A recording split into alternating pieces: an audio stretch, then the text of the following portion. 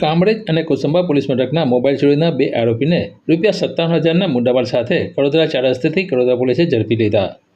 Vadodara police મથકનો staff પેટ્રોલિંગમાં હતો। દરમિયાન police constable Kanaksinh Pravinsinh તથા રૂડાભાઈ ભુડાભાઈને સંયુક્ત બાતમી મળી હતી કે બે ઈસમો કાળા કલરની હોન્ડા સ્પ્લેન્ડર નંબર GJ19BK 9258 લઈને ચોરીના ફોન વેચવા માટે વડોદરા 4 રસ્તે ઊભા છે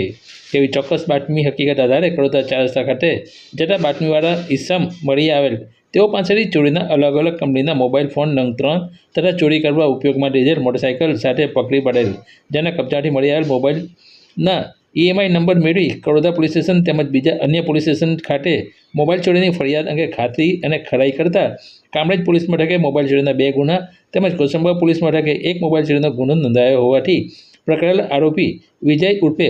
પેટલો ઝીણાભાઈ રાજપૂત અને અસલમ સલીમ સમાને 3 મોબાઈલ અને 1 મોટરસાઇકલ મળી કુલ ₹57,000ના મુદ્દામાલ સાથે ઝડપી લીધાની પ્રેસ નોટ